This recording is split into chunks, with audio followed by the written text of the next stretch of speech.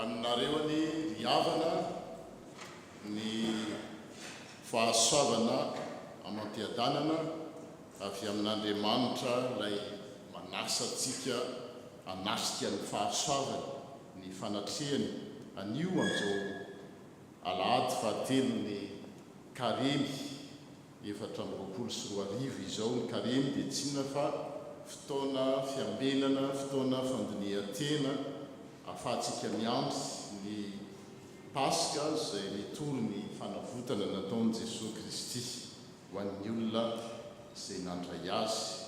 Ny loha-hevitra anio dia hoe manafaka antsika amin'ny fanahian'Andriamanitra. Izay ny loha-hevitra banjintsika indray anio.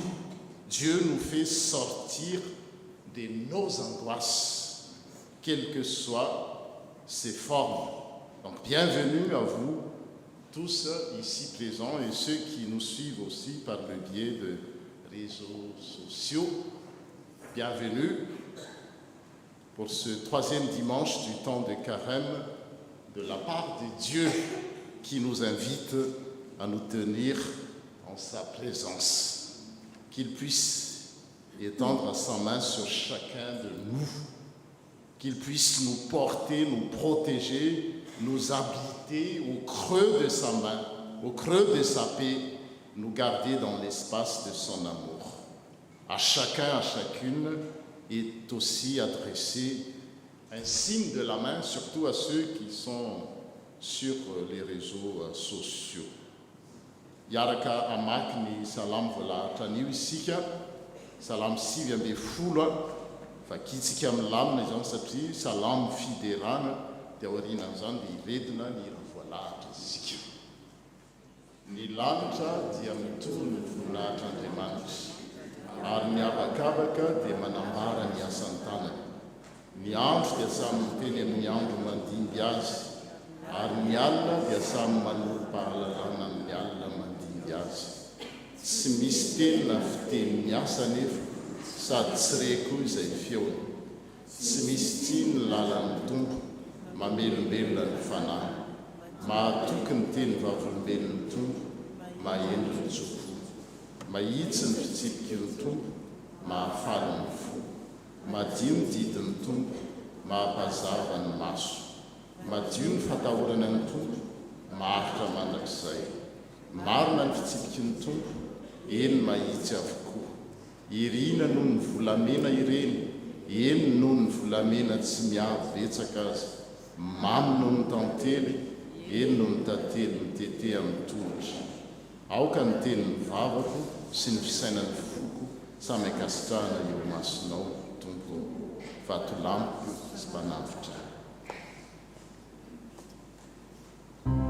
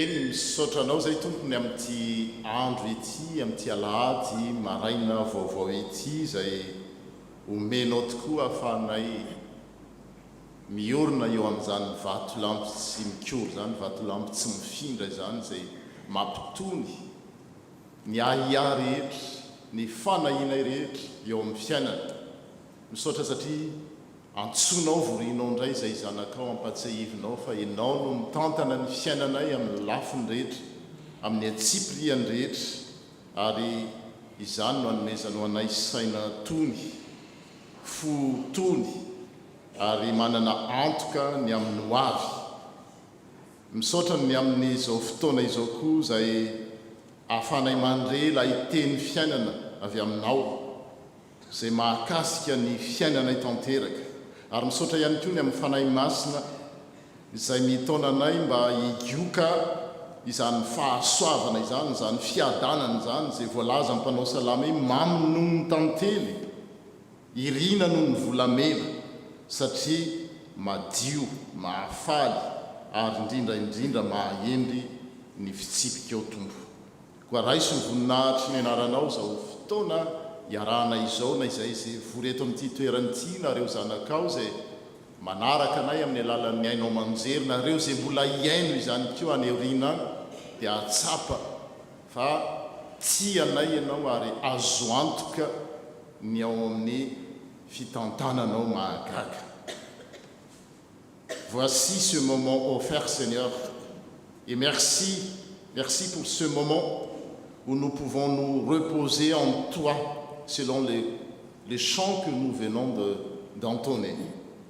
Merci pour ce temps où nous pouvons nous retrouver la force et tranquillité, calme et assurance.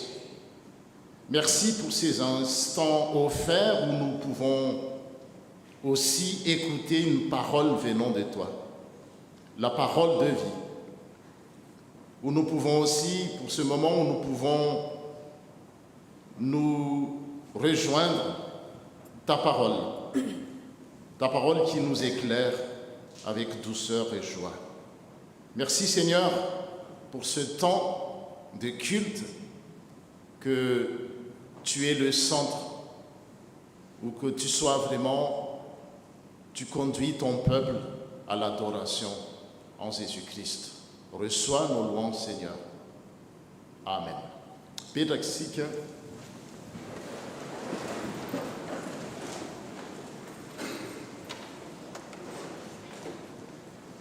Araky ny lohahevitra hoe manafaka antsika amin'ny fanahina lay andriamantsika dia indrentsika andré ny sitrapony. Nous allons écouter quel est le conseil de Dieu.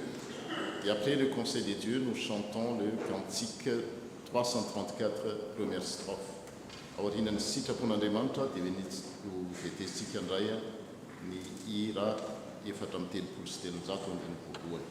Zao ary ny torolalany tompo. Matoky ny tompo amin'ny fonao manontolo, amin'ny fonao rehetra, aza mietehitra amin'ny fahalalanao, aza mihevitena ho endry. Matahora ny tompo ka mifadiny ratsy dia ho famelomelomana ny nofinao izany sy ho fampangatsiatsiahana ny taolanao. Mankalaza ny tompo amin'ny fanananao sy amin'izay voaloham-bokatrao rehetra dia ho feno mitafitafo ny fitoeram-barinao ary ioatra ny vata fanatazanao ny ranom-boaloboka. Amen. Zany no teny indray manambara ny sitrapon'Andriamanitra izay mitaona antsika hatrany atoky ny tompo amin'ny fotsika manontolo ka mba tsy hetehitra amin'ny fahaizana mampahalalanytsika na sanatria hevitena ho endry. Hira 4telopolo sy telonjato. Amen.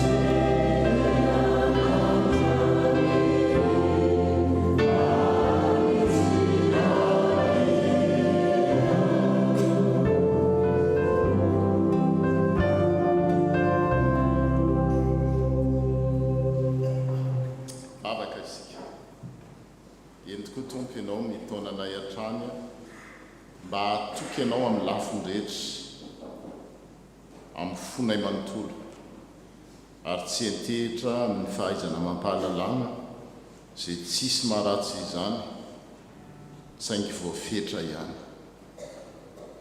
Matahotra anao no fangatahanao dia ny ananana izany tahotra tsy tahotra mamatotra fa tahotra mitory fahatokiana ary hifady ny ratsy. Ny fanaovana izany no miteraka fahamelobelomana ny nofinay rehetra, ny vatanay rehetra, ahatonga ny taolanay angatsitsika amin'ny heviny hoe matanjaka ary ny taolanay keo ianao ankalaza anao amin'ny fanananay sy amin'ny voalombokatray. Tsisy miafina aminao tompo nefa ny fiainanay satria feno fanahina izahay.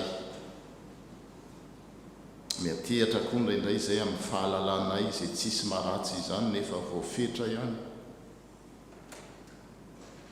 Ary mazana koa izay dia tsy mankalazanao amin'ny zavatra izay nomenao anay. Maro taminay nangataka asa rehefa nahazo asa dia nanalavitra taminao.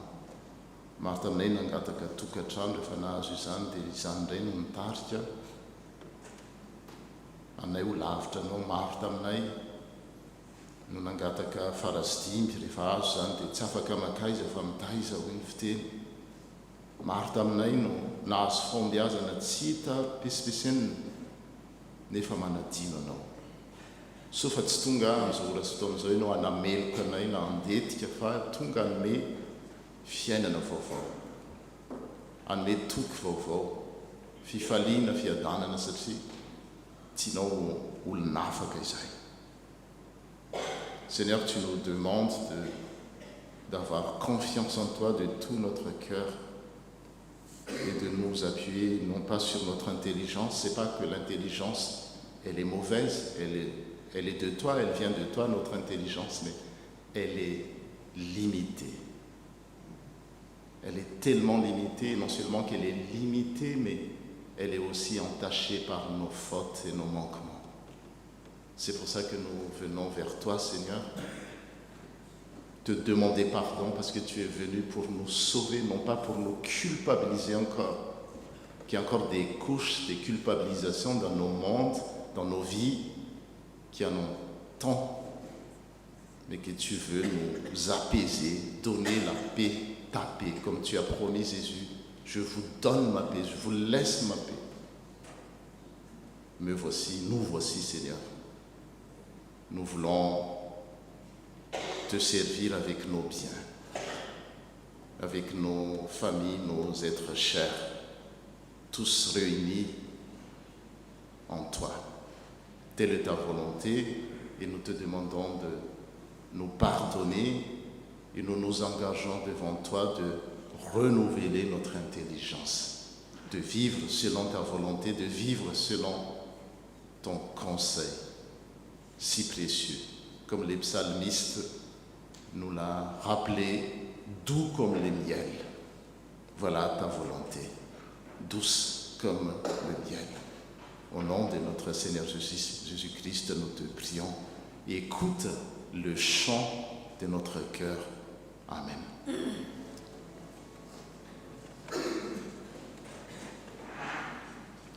Sodia misy avatsika ny taona hitarika atsika amin'ny fangatana famindrafo mandrafo anko. Eo anatin'izay dia sady mandinitentsika ny manohy ihany ny fifonany.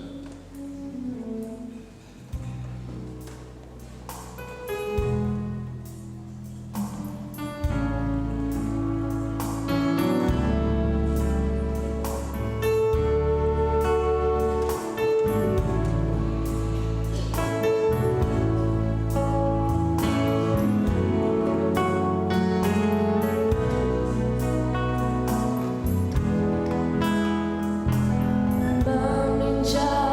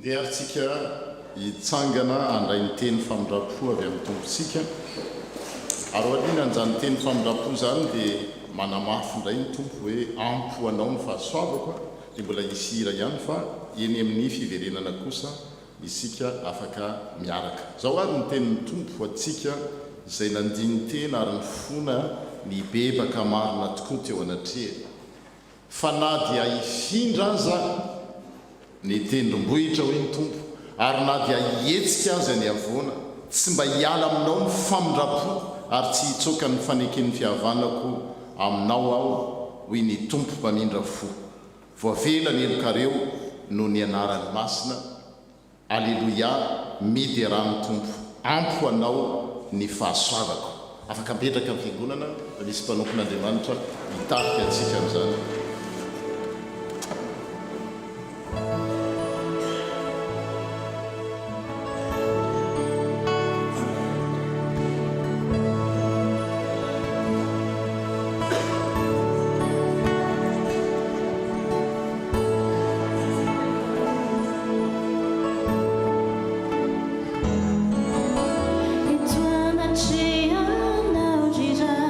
J'ai tué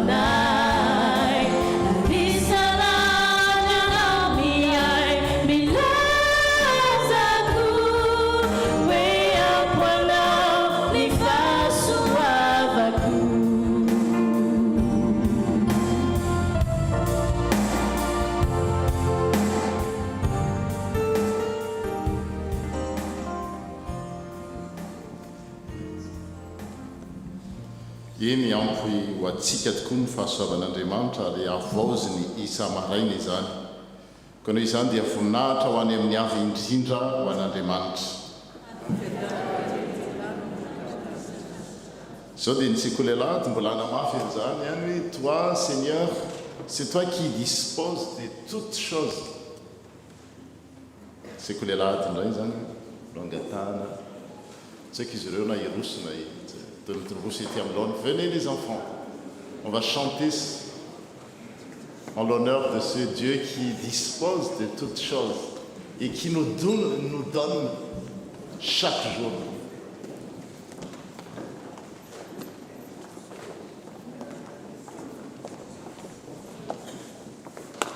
Pas que les enfants, mais les moniteurs et monitrices.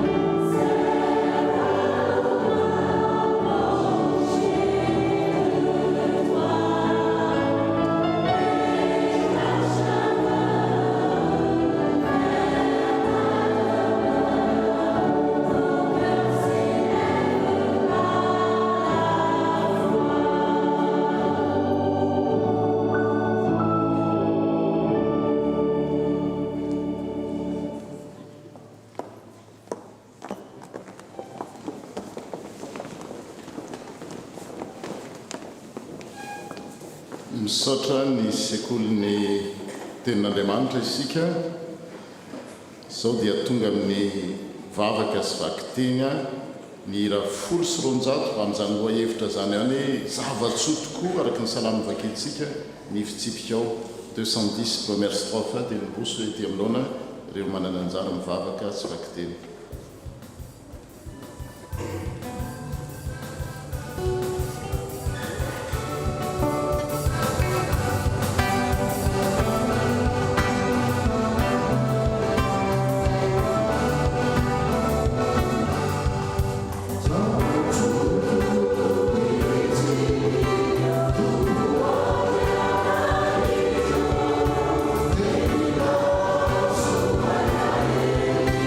Wow.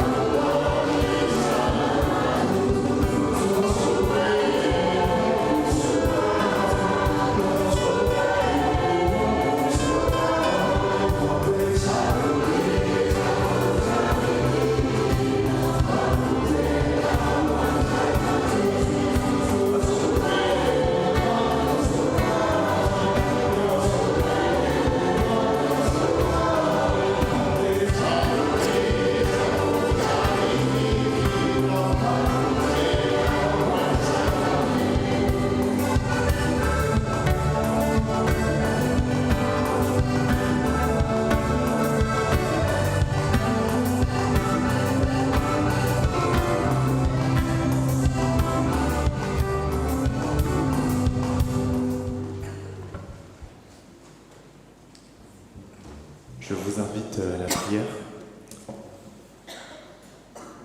Seigneur, nous te remercions de nous avoir donné cette matinée pour nous réunir ici dans la prière et la louange et l'adoration.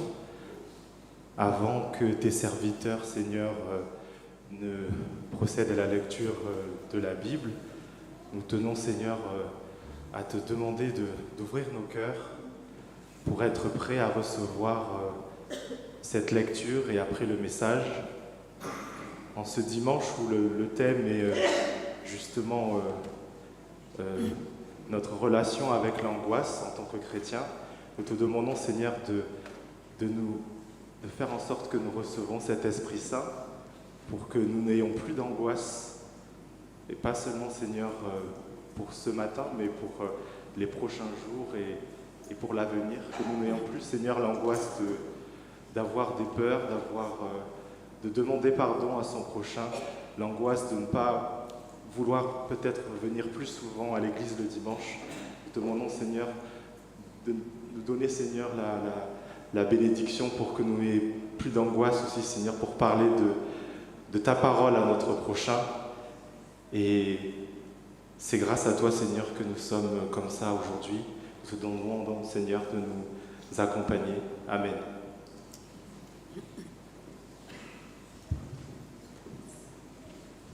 Iara-maka ny tenin'Andriamanitra isika, izany dia hitantsika eo amin'ny Exodosy 20, andininy voalohany ka hatramin'ny 17.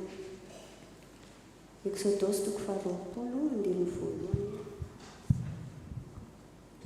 ka hatramin'ny 17. Rehefa hita dia arantsika vakiana amin'ny anaran'ny Tompo. Ny nanomezan'Andriamanitra ny didy 10, dia nilaza izao teny rehetra izao Andriamanitra ka nanao hoe: izao no Jehovah Andriamanitrao izay mitondranao mivoaka any amin'ny tany Ejipta tamin'ny trano na andevozana. Aza manan'Andriamanikafa fa izao ihany. Aza manao sarin-javatra voasikotra ho anao, na ny mety ho endriky ny zavatra izay eny amin'ny lanitra ambony, na izay ety amin'ny tany ambany, na izay eny amin'ny rano ambanin'ny tany. Aza miankohaka eo anatrehany ary aza manompo azy. Fa izao Jehovah Andriamanitrao dia Andriamanitra sarom-piaro, ka mamaly ny heloky ny ray amin'ny zanaka hatramin'ny zafiafy sy ny zavon-dohalika, dia amin'izay mankahalà. Nefa kosa mamindra fo amin'ny olona rivo mandimby izay tiaka mitandrina ny didiko. Aza manononona foana ny anaran'i Jehovah Andriamanitrao, fa tsy ataon'i Jehovah ho tsy manan-tsiny izay manonona foana ny anarany. Mahatsiarova ny andro sabata namasina azy. Enemana no iasanao sy anaovanao ny raharahanao rehetra. Fa sabatan'i Jehovah Andriamanitrao ny andro 7, koa aza manao raharaha akory ianao. Aza manao raharaha akory ianao amin'izany, na ny zanakao lahy, na ny zanakao vavy, na ny ankizilahinao, na ny ankizivavinao, na ny biby fiomponao, na ny vahininao izay tafiditra eo am-bavahadinao. Fa enemana no nanaovan'i Jehovah ny lanitra sy ny tany sy ny ranomasina ambanin'izay rehetra ao aminy. Dia nitsahatra izy tamin'ny andro 7, izany no nitahian'i Jehovah ny andro sabata sy nanamasinany azy. Manajany rainao sy ny reninao, mba ho maro andro ianao ao amin'ny tany izay omeny Jehovah Andriamanitrao ho anao. Aza mamono olona, aza mijangajanga, aza mangalatra, aza mety ho vavolombelona mandainga nameloka ny namanao, aza mitsiritra ny tranony namanao, aza mitsiriritra ny vadiny namanao, na ny ankizilahy, na ny ankizivaviny, na ny ombony, na ny bolikiny, na izay mety ho namanao akory azy.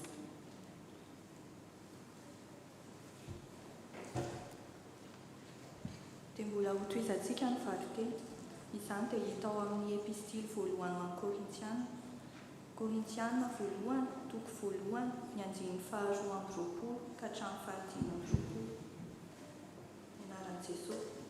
Fa ny jiosy mila famantarana ary ny jentilisa mitady fahendrena, fa izahay kosa mitory an'i Kristy voaomby tamin'ny hazo fijaliana dia fahavotoinana ho amin'ny jiosy azo fahadalàna amin'ny jentilisa, fa amin'izay voanjo kosa na tsy osy na jentilisa dia Kristy, izay herin'Andriamanitra sy fahendren'Andriamanitra, fa ny fahadalan'Andriamanitra dia endry noho ny olona, ary ny fahalemen'Andriamanitra mahery noho ny olona. Toy izantsika ary ny teny misoratra masina ao amin'ny Jaona toko 2:1-7 ka hatramin'ny 5:20. Ary rehefa akaiky ny Pasika ny Jiosy ka dia niakatra tany Jerosalema Jesosy, ary hitany teo an-kianjan'ny telopolo ny mivarotra omby sy ny ondry sy voromailala ary ny mpanakalo vola izay mipetraka teo, dia nanao tokopy fe izy ka nandroaka azy rehetra hiala teo amin'ny kianjan'ny telopolo, na ny ondry na ny omby, ary narara ny volan'ny mpanakalo vola sady nazera ny latabatra. Dia hoy izy tamin'ny mivarotra ny voromailala, ento mivoaka ireto zavatra ireto, aza atao trano fivarotana ny 30 raiko. Ary ny mpianany na tsy hafa fa voasoratra hoe ny firehetako ny amin'ny tranonao no aharitra ainahy. Fa namaly ny Jiosy ka nanao taminy hoe, inona ny famantarana asehonao aminay no manao izao zavatra izao ianao? Jesosy namaly ka nanao taminy hoe, raha vao ity 30 ity ary atelona dia atsangako indray. Izy fa hoy ny Jiosy, 7 taona izay no efa nanaovana ity 30 ity, ka ianao va atsangana azy amin'ny atelona? Fa ny tena ny 30 no lazainy, ary koa rehefa nitsangana tamin'ny maty izy, dia tsaroan'ny mpianany fa efa nilaza izany izy. Ary dia nino ny soratra masina sy ny teny izay nolazainy Jesosy izy. Ary no tao Jerosalema Jesosy tamin'ny Pasika, dia tamin'ny andro firavoravona maro no nino ny anarany, raha nahita ny famantarana izay nataony. Fa Jesosy tsy natoky azy satria izy nahalala ny olona rehetra, ary tsy nitady olona nambara olona izy, fa ny tena nahalala izay tao am-pon'ny olona. Izay ary tompoko ny teny misoratra masina. Amen.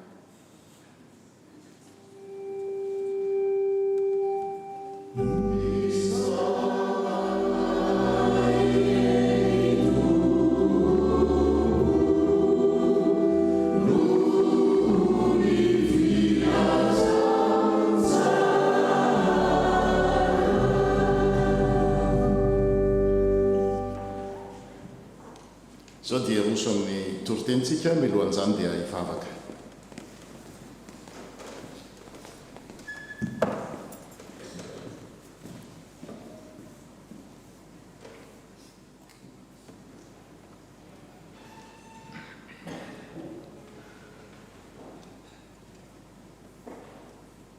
Vavaka isika. Araka ny hira nyfedesina ny fandimby teo dia ianao tokoa no mamelona anay amin'ny alalan'ny teny, ianao no mitondra izao rehetra izao, dia fotoana ndray izao andraisanay ilay teny fiainana famelombelomana ny nofonay rehetra, aina ho an'izay mahazo azy.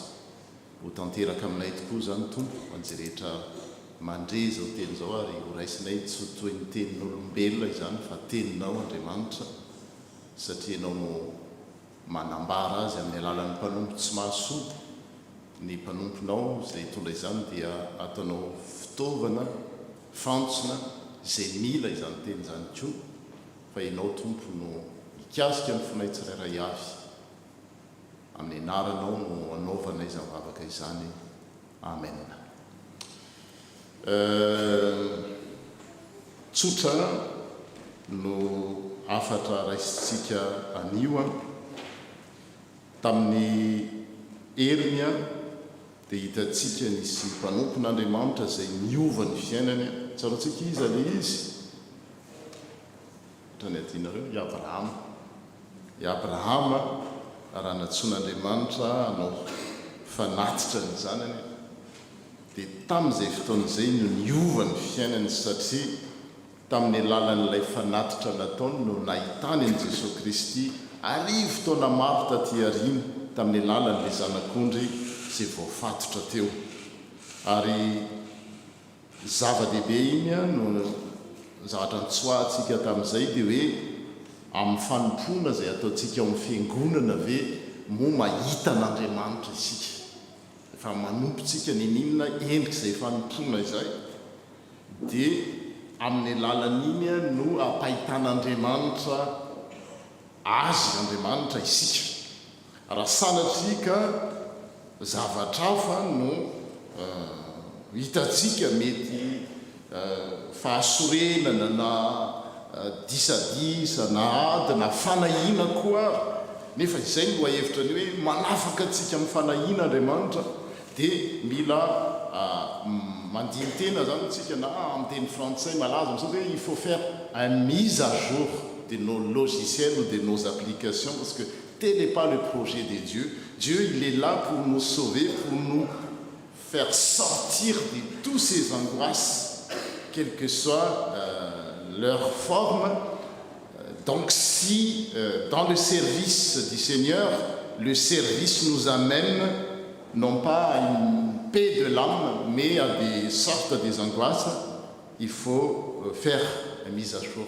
Et le carême, c'est vraiment ça. Le but du carême, c'est qu'on puisse faire tous des mises à jour. Mandintena anatrian'Andriamanitra hoe tompo manahoana tokoa moa za manoloana n'izany fiainako ama-kristiana izany. Zay ny an'i Abrahama fa ny vakitenitsika an'io ary ny loahevitra dia hoe manafaka atsika amin'ny fanahina Andriamanitra. Dieu nous fait sortir de nos angoisses. Zay zany no loahevitra mpanjinitsika amin'izao alahady fahatelo ny karemy zao ary lahady ko natokany fiangonana zany anaovantsika hoe hetsika voalohany. Ina moa le hetsika io dia zao fanomezana ary ny hira zay nisafidiana teo dia mandeha amin'izay fanolora-tena fanomezana ho fanohanana le asa am-piangonana satria le asa am-piangonana zany na le asa fanompona araka hitantsika tamin'ny heriny dia natao ahitana an'Andriamanitra. Zay le izy ary zay no hanohanana azy satria amin'io asa fanompona io dia tena tsy haiko aloha fa za zay fandresen-davitra ary hitako mihitsy ary zay no ahafahan'ireo mpanao salamo teny hoe manino ny tantely irina no ny volamena satria hita amin'ny alalan'io fanompona io na dia tsy mora ary le izy na dia sarotra ary le izy hita ho Andriamanitra miasa. Zay zany tokony ho resy lahatra amin'izay tsika ary indrindra ny mpiandraikitra rehetra eto amin'ny fiangonana ka Andriamanitra manafaka atsika amin'ny fanahina satria eo amin'ny fanaovana n'izany asa fanompona zany koa dia tonga maro be ny fanahina mety iseho miendriny samihafa mety fahasalamana io mety resaka araboly io na mety fotoana io na mety zavatra ao atokantrano na fianarana io ny endriky ny fanahina zany dia samy manana ny azy fa na ina na ino zay fanahina zay dia tonga ny tompo anafaka azy. Dia ny anakinantsika ny loahevitra zany nytoriteny dia ao amin'io Exodosy toko faharoapolo io andininy faharoa manidy fonoteny kely mamoa fonoteny kely je ouvre la parenthèse ici dia nadika somary vilana ihany nandritry ny taona maro natao hoe didy folo zay nazatra atsika ina ny didy folo dia mantany hoe ina ny didy folo dia aza manan'Andriamanitra hafa aza mangalatra aza mijangajanga aza manana sary zavatra voasikotra zay nefa tena diso tanteraka teny folo no izy 10 paroles décalogue ary satria nahoana ao amin'ilay teny folo dans le 10 paroles dans le décalogue le premier ou la première phrase c'est même pas un commandement mais c'est un rappel de ce que Dieu a fait. Zay le izy ao amin'ilay hoe teny folo na dika diso hatramin'izay hoe didy folo dia fampatsiahivana nataon'Andriamanitra no voalaza voalohany. Hitantsika amin'ny andinin'ny faharoa natao lohahevitra io Exodosy toko faharoa hoe ao amin'ilay lazaina hoe teny folo zany na didy folo zay atoko teny farankisosiny entre guillemets dia izao no voasoratra voalohany ao hoe izao no Andriamanitra ao zay nitondra anao nivoaka avy tany amin'ny tany Ejipta tamin'ny andro fanandevozana. Zay ny teny voalohany. Est-ce que vous voyez un commandement? Mahita baiko eo ve nareo?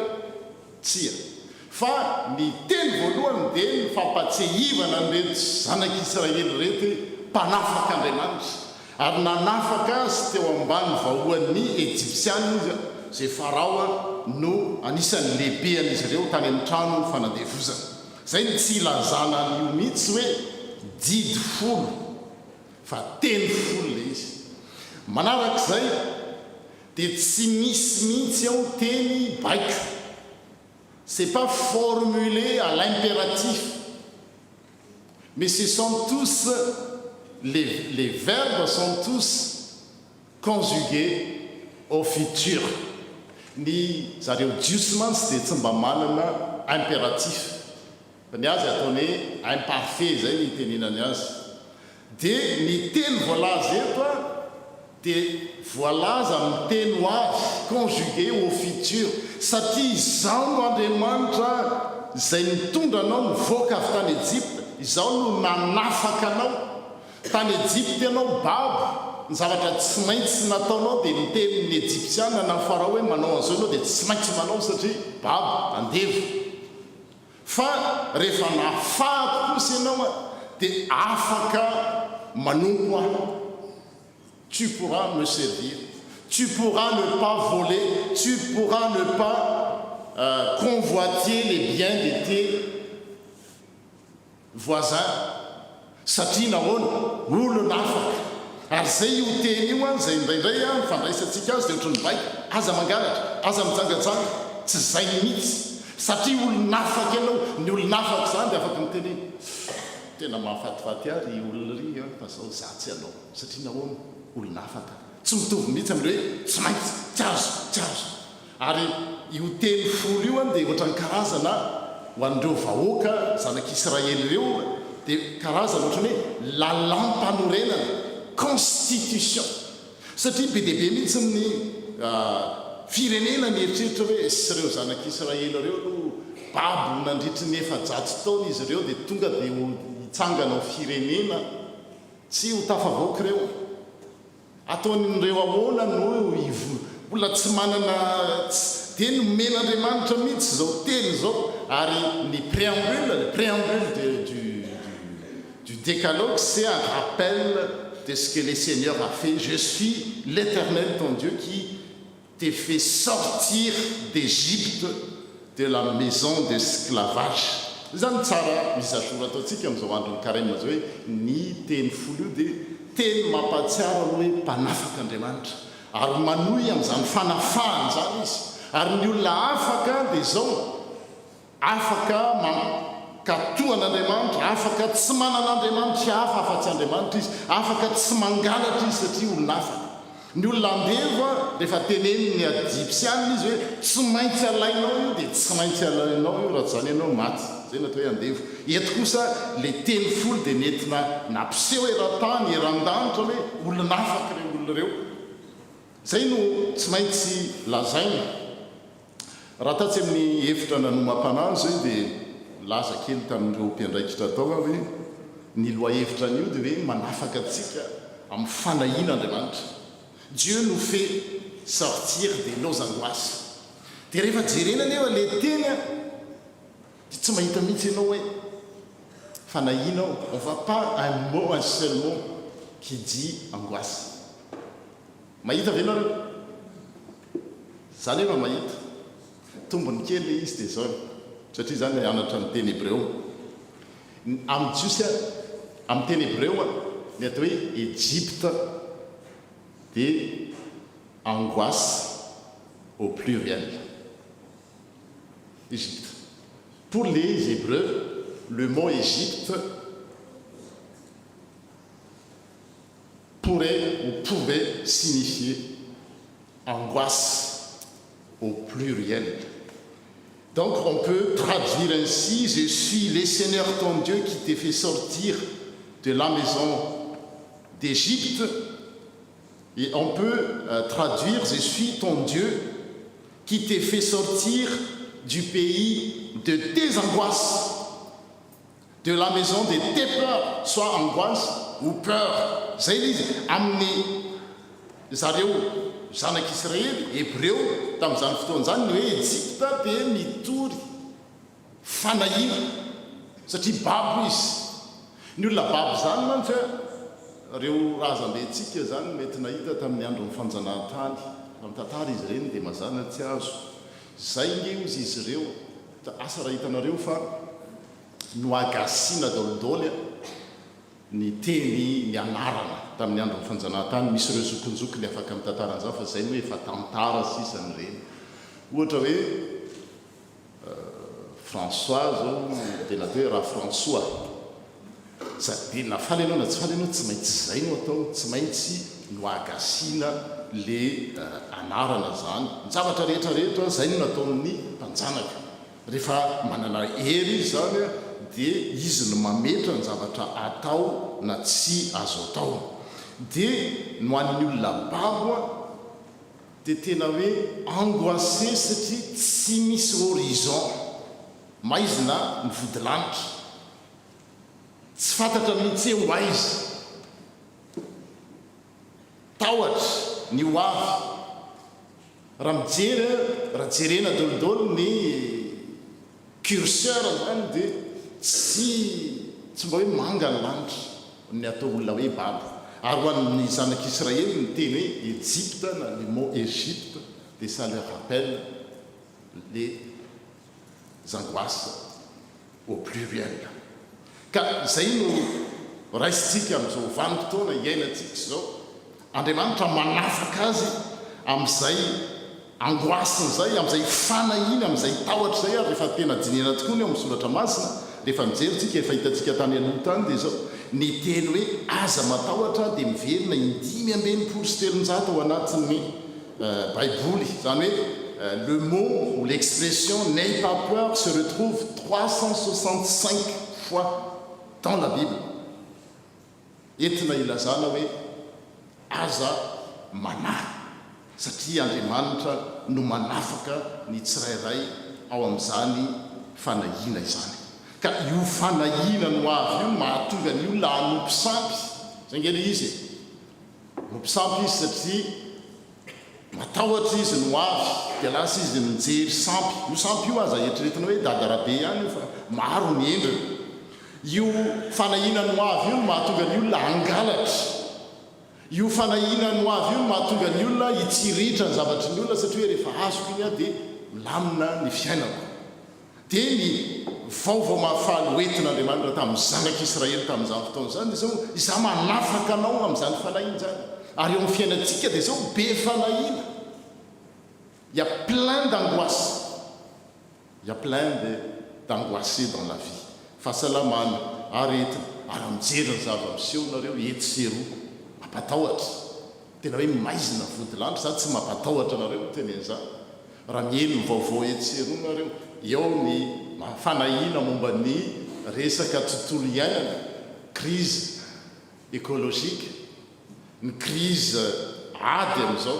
Raha mijery nareo, asinareo manara-baovao fa ny budget de la défense des Américains c'est 800 milliards de dollars. Atao inona zany? 800 milliards de dollars alors que 300 milliards de dollars isataona dia afaka ahoana ny ilazana zany? Miady amin'ny tsy contre la faim, sakafo amin'ny miady amin'ny hanomanana.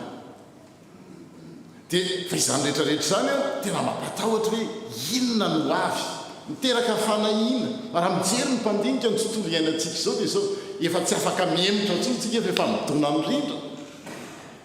Dia inona no avy ny taranak'isika? Dia mahatonga ny fiangonana hoe église verte mitaiza amin'izany fa ny olona tsy mieritreritra amin'izany. Ady etsy, ady eroa ny aretina tamin'ny taona 2020 tsika vao mivoaka tamin'ireny atao hoe Covid ireny, mieritreritra ny olona zavatra mbola tsy fahita. Fa iza no manome antoka antsika qui nous garantit que demain il y aura encore d'autres virus qui vont le faire. Il y a plein d'angoisse dans cette vie. Fa Andriamanitra manafaka antsika amin'izany. ary mety miseho amin'ny fiangonana zany mety miseho ary miseho zany tao amin'ny zanak'Israely eo amin'ny vaky-teny faharoa io Jaona toko faharoa raha niakatra ho any a Jerosalema Jesosy tamin'ny andron'ny Paska dia tsinona zay ny zavatra mahagaga dia fotoana ankalazana le fanafahana io le lazaina tao amin'ny Genesisy tao amin'ny Exodosy toko faharoapolo io raha hiakatra ho any Jerosalema Jesosy ankalaza ny Paska hitantsika araky ny vaky-teny teo Jaona toko faharoa raha isitsika amin'ny andininy fahatelo ambin'ny folo dia zao no nitao Jerosalema Jesosy tamin'ny Paska izany hoe tamin'ny andro firavoravoana fankalazana fa manafaka Andriamanitra dia maro no ninony anarany raha nahita ny famantarana izay nataony nefa Jesosy tsy natoky nefa Jesosy tsy natoky azy satria fantany avokoa ny olona rehetra zafady fa Jaona toko faharoa andininy fa telo ambin'ny folo zay le izy fa telo ambin'ny folo no ny akaiky ny Paska ny Jiosy dia niakatra nakany Jerosalema Jesosy ary hitany mipetraka teo amin'ny tempolo ireo mpivarotra omby sy ondry ary voromailala teo koa ireo mpanakalo vola dia zay no ny zavatra niseho zany alohan'ny hanomezantsika azy ao amin'ny tempolo dia entina anaovana fanatitra ho fanavotana satria ny tempolo amin'ny zanak'Israely ao no amelan'Andriamanitra ny elony ao le fantatsika efa hita tany aloha tany efitra masina sy efitra masina indrindra dia ny mpisorona be ihany no miditra ao isa-taona dia isaky ny Paska tonga ao ny zanak'Israely manao mankarazan'izay andro fanavotan'izay dia ao amin'ny tempolo ao amin'le tempolo no ny varotana le omby atao sorona zany azahoana fanavotana ny ondry ary kio ny voromailala ho an'ireo zay sahirana zany hoe tao amin'le fiangonana io zany dia efa mise à disposition teo daholo daholo raha manam-bola le olona dia afaka manao fanatitra omby izy na ondry raha tsy manam-bola izy dia misy voromailala teo fa saingy izao natao tao amin'ny fiangonana le izy tao amin'ny tempolo le izy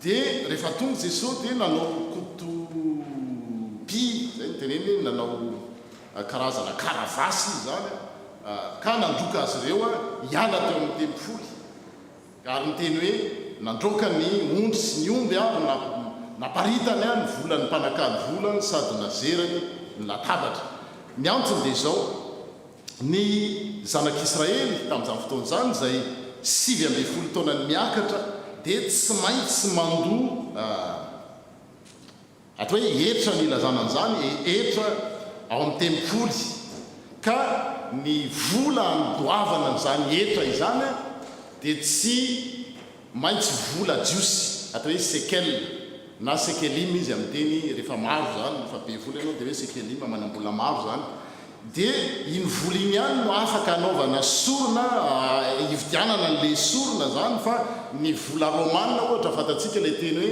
misy ny sary ny kaisara hoe mbeo an'ny kaisara zay ny kaisara ary an'Andriamanitra zay n'Andriamanitra dia iny volan'ny kaisara romanina iny na vola Andriamanitra hafa satria ny zanak'Israely maro na hoe diaspora dia rehefa tonga izy ao amin'ny andron'ny Paska dia tonga avokoa dia mitondra ny vola maro avy any amin'ny tany any fa tsy maintsy atakalo iny zay vo afaka anaovana hividianana omby na ondry na voromailala anaovana sorona atreto tsisy olana mihitsy satria izay ny lalàna fa ny olana noho ny fanahiana teo amin'ireo olona ireo dia nanaraha oatra amin'izay satria misy changeur misy mpanakalo vola ao zany le vola zany tsy maintsy convertissable amin'ny sekel le ohatra ka hoe vola romanina dia misy kio efa polisy mijery zany tamin'izany fotoana zany no ny mpisorona nohatrany hoe mijery an'le zanak'ondro hoe tena tsisy kilema aveo satria tsy maintsy zanak'ondro tsy misy kilema natao sorona ohatr'izay koa ny omby ohatr'izay koa ny voromailala dia le olona niasa atao amin'le tempoly nanaraha oatra an'izay izy no mametra hoe zao no vidiny zao no taux d'échange ce sont les responsables du temple qui définit le cours d'échange. Tiapekary miarak'izay tiany anaovana azy. Dia tahaka izany tio re le mijery le zanak'omby na le zanak'ondro hoe azo atao sorona aveo zay tsy azo sorona, kizy manana fahefana dia mitery azo esorona io tsy azo esorona io. Dia ampiakary miarak'izay itiavany azy ny vidin'ilay biby atao sorona. Ary zay no nahatezitra ny Jesosy hoe ny trano tsy le hoe fanaovana fanomezana indray mantsy tsy raisina diso izy hoe trano ka atao hoe trano fivavahana dia hoe tsy mila vola ho ny fiangonana e, tsy maintsy don foana, tsy zay mihitsy eto amin'ity teny ity, fa reo zay nanararoatra zay zavatra io, satria le olona zany tsy azo anao sorona mihitsy izy raha tsy atakalo sekely iny, nefa le olona mpanakalo sekely manararoatra arak'izay natao zay tia nitiavana azy hoe atao amin'ity pasika ity dia ataoko zao ny tany lanjan'le izy. Dia teo Jesosy no teny hoe ny tranoko atao trano, inona no mahatonga zany? Ny fanahina ny amin'ny hoavy, ny fanahina, ary izay fanahina zay no mahatonga ny olona matahotra ny hanome. Zay hitantsika tamin'ny tantaran'i Abrahama tamin'ny heriny. I Abrahama ane teo dia ny zanany tokana. Raha atao misorona iny tsy manana ntsony izy, fa tena hoe nahatoky, voalaza misoratra masina zany hoe nahatoky Abrahama fa ain'Andriamanitra ny mampitsangana na dia ny maty aza. Zay fahafoizana ho an'Andriamanitra zay, fahafoizana ny tsara indrindra ho an'Andriamanitra zay. Ary nanjoa an'reto jiosy reto izao ny fatahorana, peur de manquer, zay le hoe fanahina, on a peur de manquer. Tsika zao ohatra hoe anio anao ny asan'ny fiangonana zany hoe manao fietsoana hoe fampandehanana amin'ny fiangonana ny ilaitsika vola. Dia rehefa tonga ny fotoana hiantson'Andriamanitra n'izany hoe omeo ary zay sitraky ny fonao, aza manome mihoatra ny lavitra zay tsy hanananao fa zay arak'izay nanambinana anao omeny. Dia tonga foana tsika tahaka ny Abrahama hoe omeko ve le zanako sa tsy omeko. Dia eo foana tsika manao calcule raha omeko ty dia ho voaloha ve ny raha mpanofatrano ianao dia voaloha ve ny ofatrano, raha tompotrano ianao dia voaloha ve ny mensualité, voaloha ve ny fianaran'ny ankizy, voaloha ve ny transport, voaloha ve ny mutuelle, voaloha ve ny soso. Fantatry ny tompo nefa reny rehetrarehetra reny. Dia izay fanahina, izay peur de manquer zay no mahatonga ny olona anidy ny paosiny. Satria izay no hitany fa tsy Andriamanitra. Andriamanitra nefa miteny hoe izao no Andriamanitra zay nanafaka tany amin'ny andro fanandevozana, noho izany manomboka eto ianao dia tsy hanajava-mahory ianao, satria nahoana izao no Andriamanitra zay manafaka anao. Zay ry havana no afatra tsotra amin'izao alahady ny carême zao zay mitona antsika mba anao fandinihan-teny eo anatrehan'Andriamanitra hoe izy Andriamanitra no mitantana ny fiainantsika, izy no manafaka antsika amin'ny fanahina rehetrarehetra. Ary ny fanahina dia isy foana isan'andro isan'andro, satria ny fiainana mesarotra. Fa Andriamanitra nefa manoloana n'izany zavatra zany dia manome toky ny zanany, manome toky ny olony fa momba, ary Andriamanitra mpanafaka izy.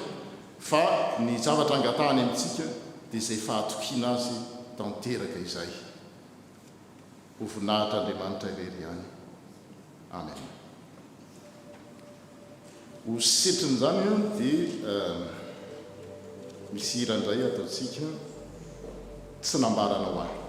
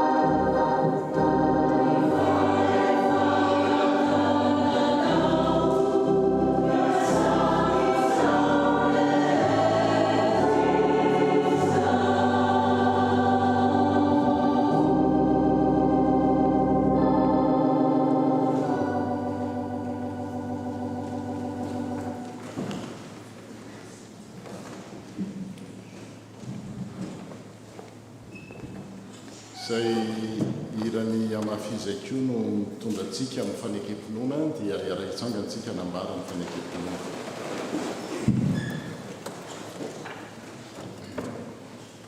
Mihinan'Andriamanitra tsy toa izay mpanao ny lanitra sy ny tany.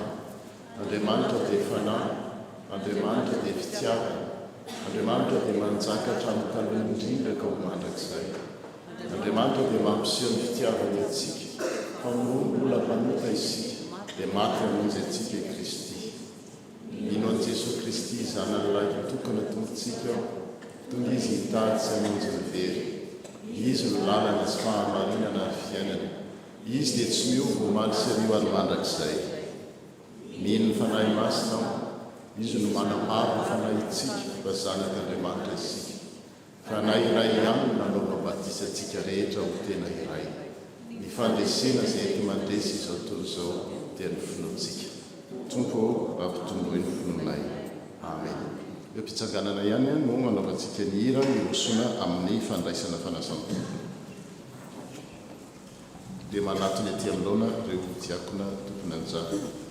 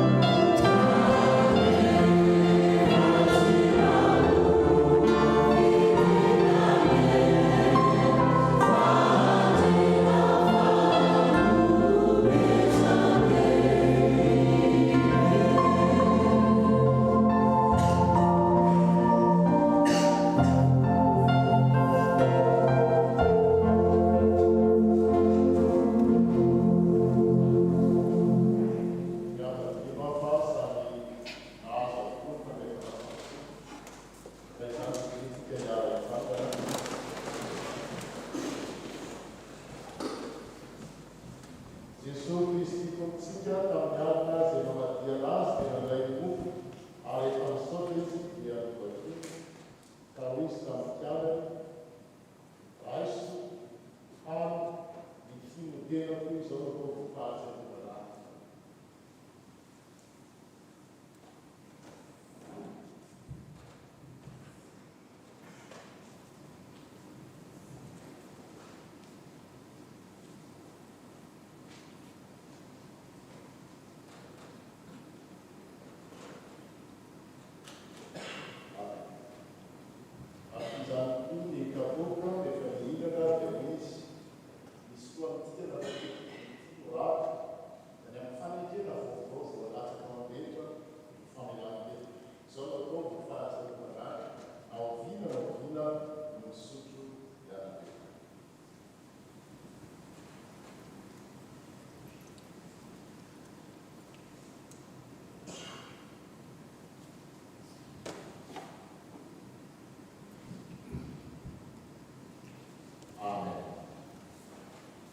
Zao no afatra ho atsika rehetra ray latabatra tamiko tahaka ny nandraisan-dareo amin'ny Kristy Jesosy tompo sy mpanosy dia mandeha ao amin'ny arazana mamaka tsara ny olona maro mitoetra ny finoana toy ny efa nampianarana nareo ka mazoto amin'ny fisaorana n'Andriamanitra amin'ny fotoana rehetra amin'ny zavatra rehetra. Amen. Mandiana ny fiadarana tompo mioby ny fanahy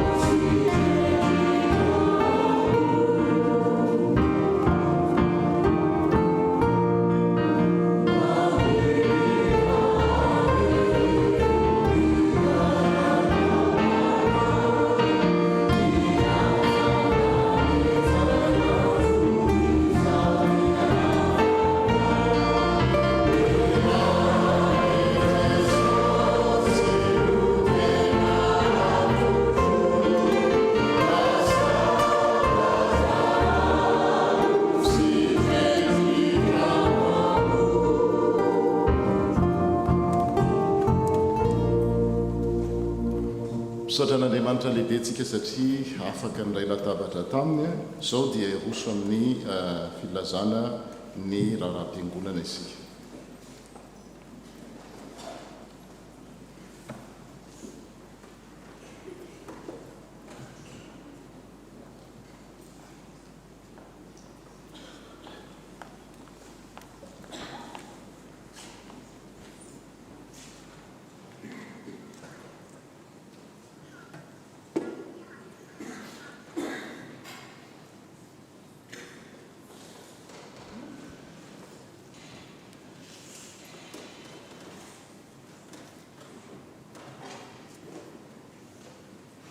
Dia mbola amin'ny kafarina trano ry havana no hiara-banantsika amin'izao alahady fahatelo ny volana marsa 2024 izao izay alahady ihany koa natokany fiangonana natanterahana ny hetsika voalohany atao ho amin'ny fampandehanan-draharaha eto amin'ny fiangonana. Faly miaraba ihany koa ireo rehetra izay manaraka izao fanompoam-piovana izao amin'ny alalan'ny tambazotra YouTube ary Zoom ho aminareo any ry havana ny fahasoavana sy ny fiadanana avy amin'Andriamanitra Ray sy Jesosy Kristy Tompo. Misaotra ny pasteur Jean Norandrinandrasana asika tarika antsika amin'ny fanompoam-pivavahana ary koa tondra ny afatr'Andriamanitra ho antsika androany. Sotra ihany koa ireo rehetra izay nandray anjara tamin'ny fanatotosana izao fotoana izao. Dia ny tompony ampahery ny tsirairay avy ary izy koa momba sy tantana amin'ny fanatanterahana ny ndraikitra izay napetrany ho antsika mba voninahitry ny anarany. Raha misy kosa amintsika riavana no samba ny voatonga eto amin'ny titafo ex-Marseille ity miara-vavaketo, dia iangaviana izy mba hitsangana fa ho arabain'ny fiangonana.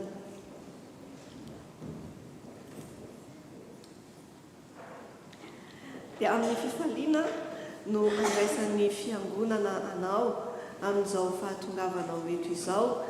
Ilay Andriamanitra raintsika izay nitantana nidianao sy nivimbona anao tonga eto, dia izy ene no mbola omba sy hitantananao hatrany, ary izy hatanteraka ny fikasana tsara rehetra ao anatinao.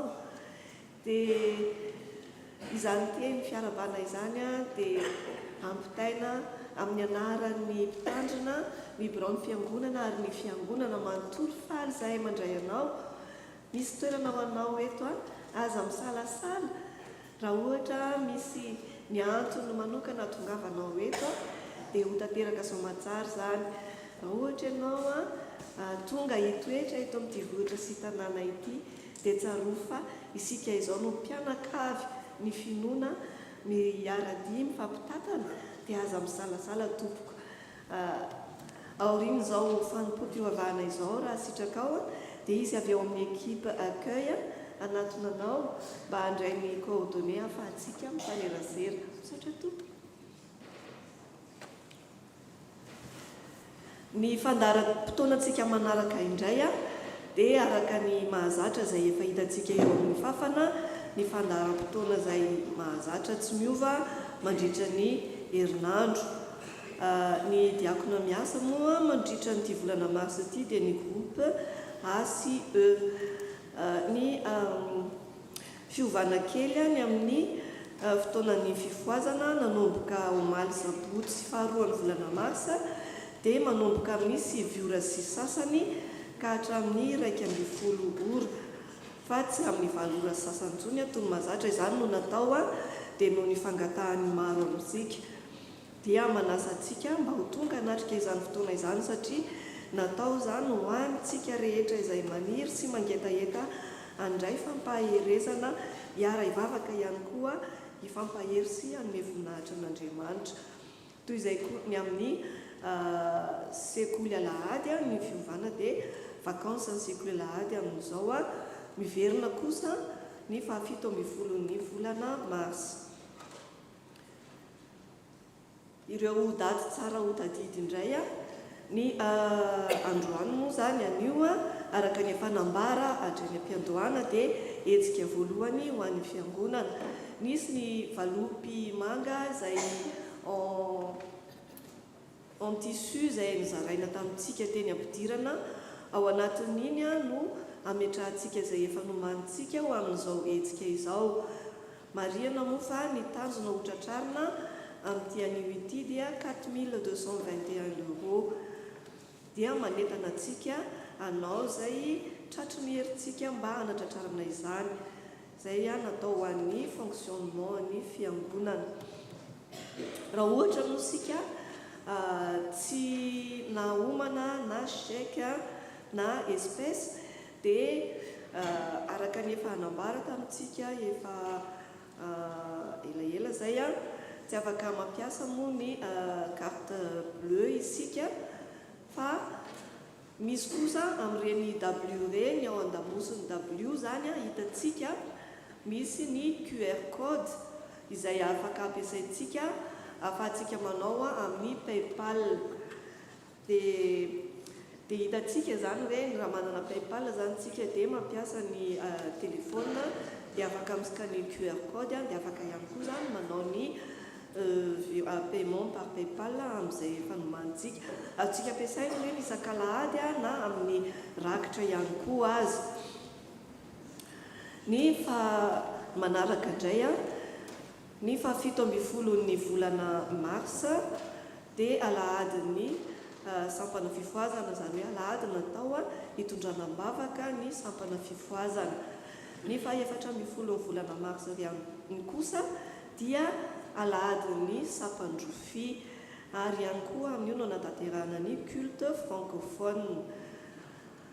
Ny vaovao avy eto anatiny avy amin'ny gazety Mpamafy ny édition Pâques 2024 ny farafandraisana ny article izay efa nampitaina tamintsika ombeniombeny dia anio fahatelo ny volana mars izay azontsika alefa amin'ny mailaka adresy mailaka izay hitatsika eo amin'ny fafana ny andefasana azy raha mbola nisy tsy nahavita izany. Avy amin'ny 13 mada filazana manjo na dia levina aza ny nofoko sy ny foko dia vatolampony foko sy anjarako mandrakizay Andriamanitra. Salamo fahatelo amin'ny fitopolo andiny fa enina amby roapolo. Efa nolazaina ihany moa izy ity tamin'ny heriny raha mangasalama andry ny Elotiasy hery ny Aina sy Naël dia namoireny Renibe Randrianarso ny avy lalaina Taoli tamin'ny sabotsy fa 20 ny volana novambra zafady tompoko fa 20 ny volana février. Ny fandevenana dia efa nitanterahana ny alarobia fa 20 ny volana febroary tany an-tanindrazana. Ny fampaherezana sy ny fianakaviana kosa dia holazaina amin'ny manaraka aoka isika hitondram-bavaka azy ireo. Ny centre médico-social kosa izay misy ny fizahampahasalamana maimaimpoana dia hotanterahana amin'ny fahasivy ny volana mars ho avy izao. Raha ny mahazatra antsika dia ny sabotsy voalohany amin'ny volana no fanatanterahana izany fa tamin'ity kosa no ny antony manokana dia notanterahana amin'ny sabotsy ho avy izao izany ka izay maniry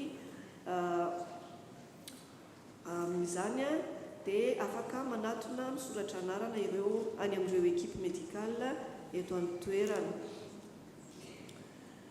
Ny karaté kosa izay tariny Monsieur Augustin dia isaky ny sabotsy hariva amin'ny 10 ora ao amin'ny salle cadet. Ny vaovao indray avy amin'ny nasionaly ny Cœur Uni Toulouse ny farafisokatana anarana dia amin'ny faha 1 ny volana mars 2024. Ny toerana moa ho an'ny choriste dia voafetra ho efajato ihany.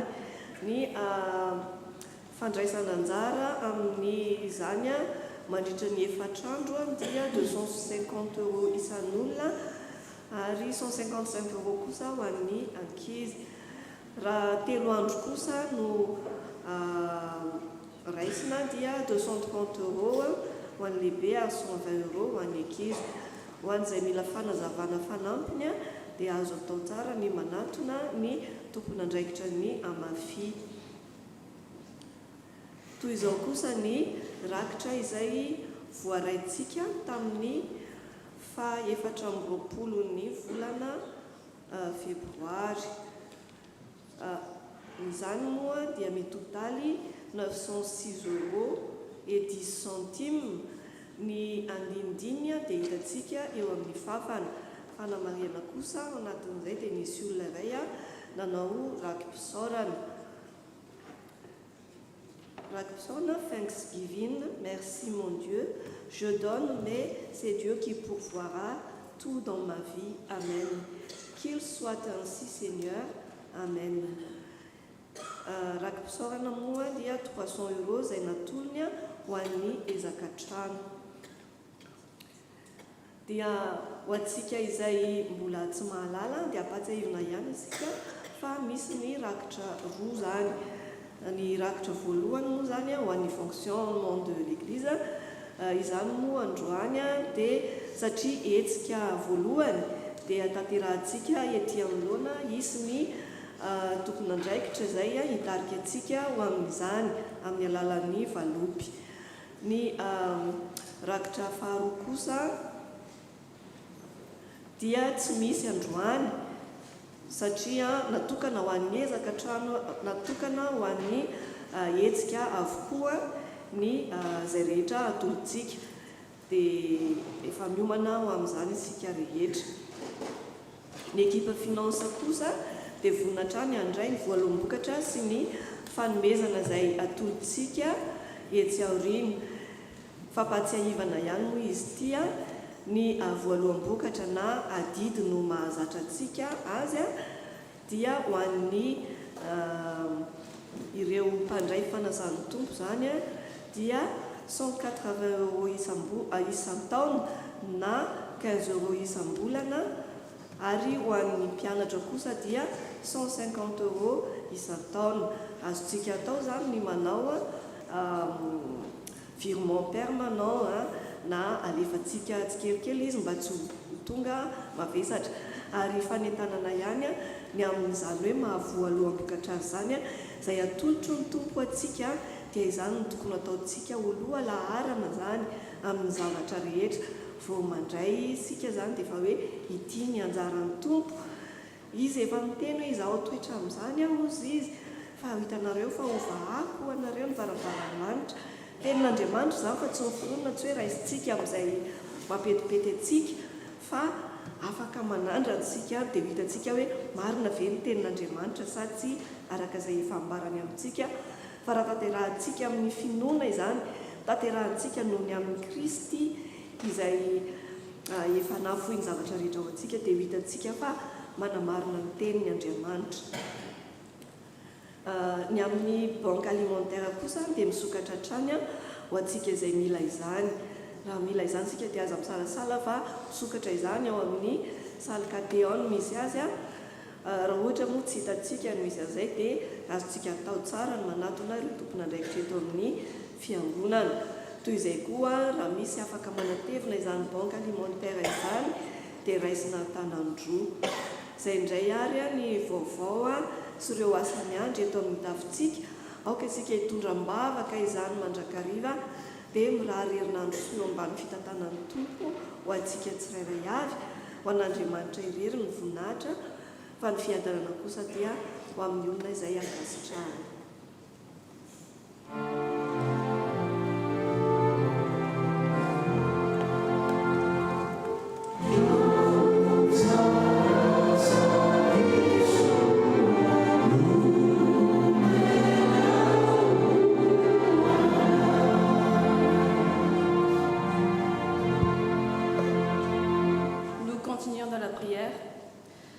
Merci Seigneur de nous avoir ce temps de culte que tu nous as donné aujourd'hui. Quelle joie Seigneur d'être là, présent. Merci Seigneur Jésus de nous avoir réunis dans ce lieu, dans cet lieu de culte, nouvelle église que tu nous as donnée Seigneur, par ta propre volonté. Merci Seigneur de nous avoir ces personnes qui font les travaux de cette église et qui fait de bon cœur Seigneur. Et merci de leur donner à eux de la force, de l'énergie, chaque samedi, Seigneur. C'est une joie, Seigneur, d'être venu ici tous les dimanches, même pour célébrer le culte, pour toutes les fêtes, qu'ils soient baptême, mariage et toutes sortes de fêtes, Seigneur Jésus. Nous sommes très reconnaissants avec ça. Merci aussi, Seigneur Jésus, pour les personnes qui préparent le repas, pour le repas du midi, pour les travails du samedi matin. Et merci aussi, Seigneur Jésus, pour ceux qui viennent chaque samedi pour le nettoyage de ton temple, Seigneur Jésus, auquel tu aimes autant. Oui, Seigneur, c'est avec joie que nous sommes ici tous les week-ends. Mais maintenant, Seigneur, nous sommes dans l'obligation de donner l'argent à rembourser le diocèse, Seigneur Jésus, à la banque, Seigneur. Mais seulement, nous avons besoin de ta foi, Seigneur, encore une fois, de faire ça avec de bon cœur, Seigneur, et de sagesse que tu nous donnes à nous, Seigneur Jésus. Que nous remettons tout ça entre tes mains, au nom de Jésus-Christ. Amen.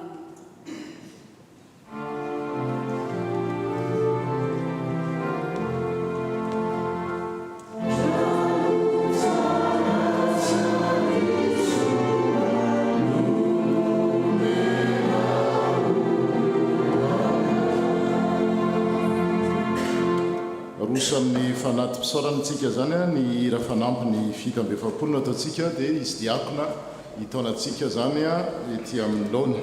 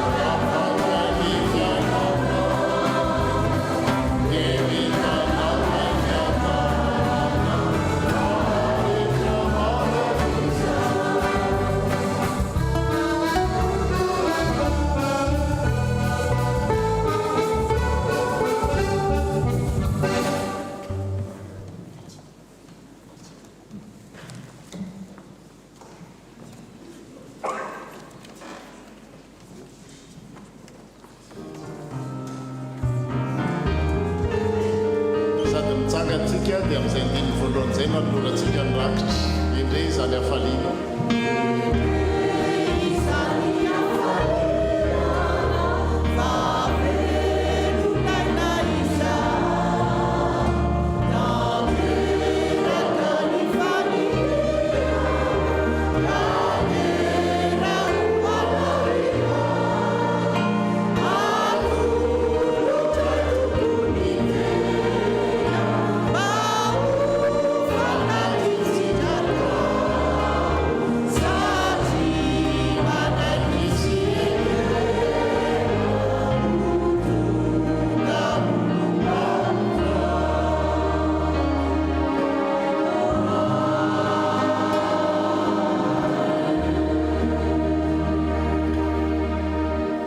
Petrakisika amarana ny fotoantsika amin'ny alalan'ny vavaka fangatahana sy fisaorana hiran'ireo tanora ary misy hira anankiray koa milohan'ny tsodrano dia mirava ny fotoana atsika. Iaraka hivavaka isika tompoko.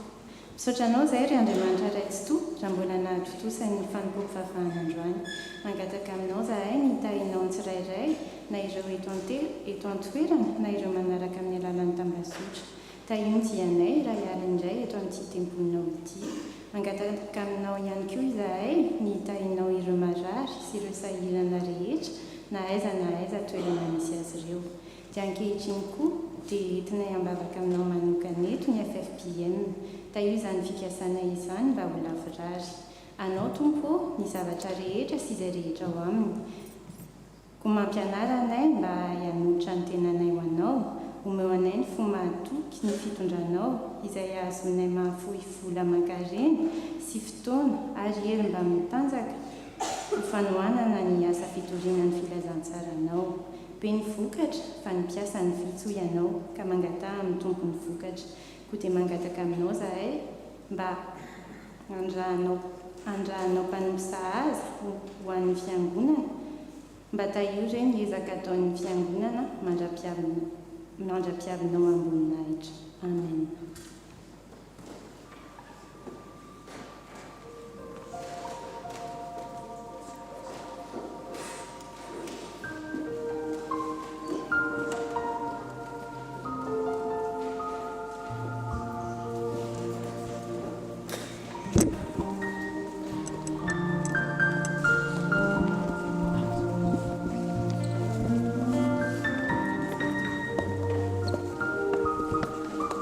Thank you.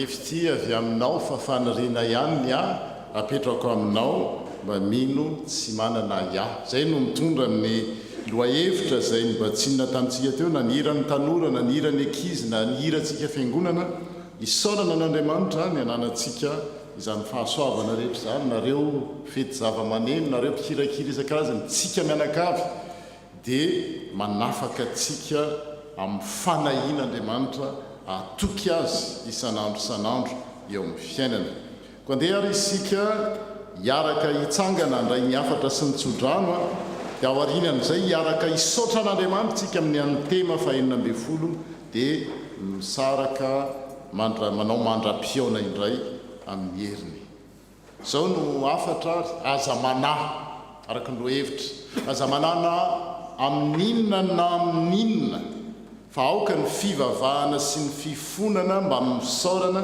no entinareo manambara ny fangatahanareo amin'Andriamanitra amin'ny zavatra rehetra raisy nitsotra ny tononona amin'ny anaran'ny tompo ary ny fiadanan'Andriamanitra izay mihoatra noho ny fahalalana rehetra hiaro ny fonareo sy ny hevitrareo ao amin'ny Kristy Jesosy. Amen.